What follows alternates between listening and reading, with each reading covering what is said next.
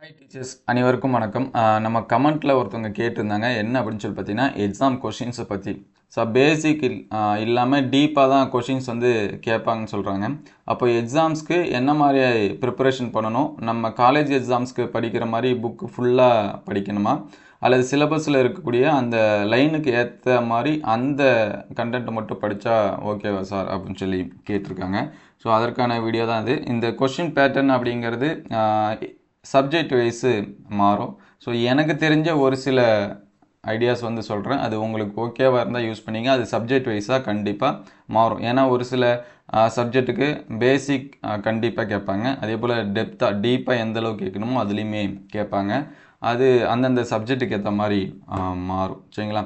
இப்போ உதாரணத்துக்கு நான் வந்து ஒரு ஃபோட்டோசிந்தசிஸ் அப்படின்னு ஒரு டாபிக் படிக்கிறேன் அப்படின்னா, ஃபோட்டோசிந்தசிஸில் நிறைய கண்டென்ட் வந்து நமக்கு வந்து வரும். சரிங்களா? இப்போ ஃபோட்டோசிந்தசிஸ்னால் என்ன, இதோட எண்டு ப்ராடக்ட், ஃபோட்டோசிந்தசிஸோட எண்டு ப்ராடக்ட் என்னென்ன, ஸோ அந்த எண்டு ப்ராடக்ட்டு எதுக்கெலாம் யூஸஸ் ஆகுது, ஸோ அப்போ இது எல்லாமே நம்ம என்ன பண்ணியிருக்கணும், தெரிஞ்சிருக்கணும். ஸோ ஃபோட்டோசிந்தசிஸில் என்னென்ன ஆர்கனல்ஸ் வந்து ஹெல்ப்ஃபுல்லாக இருக்குது. இப்போ எக்ஸாம்பிள் பார்த்தீங்கன்னா நமக்கு வந்து ஃபோட்டோசிந்தசிஸ் அப்போ குளோரோபிளாஸ்ட் இது எல்லாமே கண்டிப்பாக தேவை. அப்போ அந்த குளோரோபிளாஸ்ட்டை பற்றி நம்ம டீட்டெயிலாக என்ன பண்ணணும், தெரிஞ்சிருக்கணும். ஸோ இந்த குளோரோபிளாஸ்ட் படிக்கிறப்ப நம்ம எது கூட ரிலேட் பண்ணி பார்க்கணும்னா செல் பயாலஜி, அந்த செல்லோட ஸ்ட்ரக்சர் இது எல்லாமே படிக்கிறப்ப அங்கே குளோரோபிளாஸ்ட்டும் என்ன பண்ணியிருப்போம், படிச்சிருப்போம்.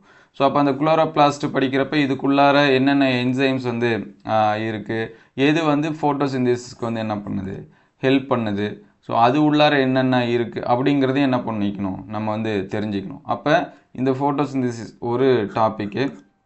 இதில் அந்த எண்டு ப்ராடக்ட் வச்சும் நமக்கு என்ன பண்ணலாம், கொஷின்ஸ் வந்து கேட்கலாம். ஸோ எண்டு ப்ராடக்டில் என்னென்ன யூசஸ், அது என்னென்ன நமக்கு வந்து கிடைக்குது, அதை வச்சும் என்ன பண்ணலாம், கொஷின்ஸ் வந்து கேட்கலாம்.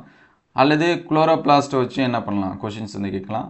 குளோரோபிளாஸ்ட் உள்ளார என்னென்ன இருக்குது அதை வச்சு என்ன பண்ணலாம், நமக்கு வந்து கொஷின்ஸ் வந்து கேட்கலாம். ஸோ ஃபோட்டோசிந்தசிஸ்க்கு அடுத்து அதை வச்சு என்னென்ன ப்ராசஸ் வந்து நடக்கும் அப்படிங்கிறது என்ன பண்ணலாம், கொஷின்ஸ் வந்து கேட்கலாம். சரிங்களா? அதனால் அதுக்கு ஏற்ற மாதிரி நம்ம என்ன பண்ணணும் அப்படின்னா ரிலேட் பண்ணி படிக்கணும். ஒவ்வொரு கண்டென்ட்டுக்கும் ரிலேட் பண்ணி படிக்கணும். ஸோ நமக்கு பேசிக் லெவல்லையும் என்ன பண்ணுவாங்க அப்படின்னா கொஷின்ஸ் வந்து கேட்பாங்க. அட் த சேம் டைம் டெப்த்தாகவும் நமக்கு வந்து கொஷின்ஸ் வந்து கேட்பாங்க. ஸோ அதனால் ஒரு கண்டென்ட் வந்து படிக்கிறோம் அப்படின்னா அந்த கண்டென்ட்டை பற்றி ஃபுல்லாக எப்படி கொஷின்ஸ் வந்து கேட்டாலும் நம்ம வந்து ஆன்சர்ஸ் பண்ண மாதிரி ப்ரிப்பேர் பண்ணிக்கிட்டோம் அப்படின்னா அது நமக்கு ரொம்பவே ஹெல்ப்ஃபுல்லாக இருக்கும். ஈவன் அதுக்கு நீங்கள் ப்ரீவியஸ் இயர் கொஷின்ஸு ஒரு யூனிட் படிக்கிறீங்க அப்படின்னா அதோட ப்ரீவியஸ் இயர் கொஷின்ஸ் வந்து பார்த்தீங்கன்னா உங்களுக்கு ரொம்பவே ஹெல்ப்ஃபுல்லாக இருக்கும். அல்லது அப்ஜெக்டிவ் டைப் வந்து கொஷின்ஸ் வந்து படிச்சிங்க அப்படின்னா உங்களுக்கு அது வந்து யூஸாக இருக்கும். ஏன்னா அந்த டாப்பிக்கில் ஒரு பர்டிகுலர் டாப்பிக்கில் கொஷின்ஸ் ப்ரீவியஸ் இயரில் எப்படி கேட்டிருக்காங்க, ரொம்ப டெப்த்தாக கேட்டிருக்காங்களா. இப்போ ஃபோட்டோசிந்தசிஸில் ஒரு சில எக்ஸ்பெரிமெண்ட் செஞ்சுருப்பாங்க. சரிங்களா? உதாரணத்துக்கு ஃபோட்டோசிந்தசிஸ் பார்க்குறோம் அப்படின்னா அது பேசிக் லெவலில் எக்ஸ்பெரிமெண்ட் ஒரு சில பேர் வந்து செஞ்சுருப்பாங்க. ஸோ அந்த எக்ஸ்பெரிமெண்ட்டு இயர் என்ன பண்ணலாம், கேட்கலாம். அந்த எக்ஸ்பெரிமெண்ட் பண்ணவங்களோட நேம் வந்து என்ன பண்ணலாம், கேட்கலாம். எக்ஸ்பெரிமெண்ட்டுக்கு எதனாச்சும் பிளான்ட் யூஸ் பண்ணியிருப்பாங்க, அந்த பிளான்ட் வச்சு கேட்கலாம். ஸோ இப்படியும் என்ன இருக்குன்னா கொஷின்ஸ் இருக்குது. அதாவது ஃபோட்டோசிந்தசிஸ் ஸ்டார்டிங் ஆகிறதுக்கு முன்னாடி, அது உள்ளார ரொம்ப டெப்த்தாக போகிறதுக்கு முன்னாடி இருக்கக்கூடிய கண்டென்ட் வச்சுமே என்ன பண்ணலாம், கொஷின்ஸ் வந்து கேட்கலாம். அது அந்தந்த சப்ஜெக்ட்டுக்கு ஏற்ற மாதிரி சேஞ்சஸ் ஆகும். அதனால் ப்ரீவியஸ் இயர் கொஷின்ஸ் வந்து என்ன படிச்சிங்க நல்லா பார்த்துங்க. அதே போல் அப்ஜெக்டிவ் கொஷின்ஸு, சரிங்களா, இது வந்து பாருங்கள். இது வந்து சப்ஜெக்ட்டுக்கு ஏற்ற மாதிரி சேஞ்சஸ் ஆகும். அது வந்து இந்த சப்ஜெக்ட்னால் இப்படி தான் கேட்பாங்க அப்படின்னு சொல்லிட்டு கிடையாது. அதனால் ஒரு டாபிக் இருக்குது அப்படின்னா அந்த டாப்பிக்கை பற்றி A to Z நம்ம இப்போ காலேஜில் ஒரு சில பேர் படிச்சிருப்போம். காலேஜில் படிக்கிறது வேறு. சரிங்களா? நம்ம காலேஜில் ஒரு யூனிட்னால் படிச்சிருப்போம், அதை அப்படியே நம்ம வந்து எழுதி வைப்போம். சரிங்களா? 10 மார்க்ஸாக இருக்கட்டும், 15 மார்க்ஸாக இருக்கட்டும், நமக்கு வந்து மார்க்ஸ் வந்து வந்துடும்.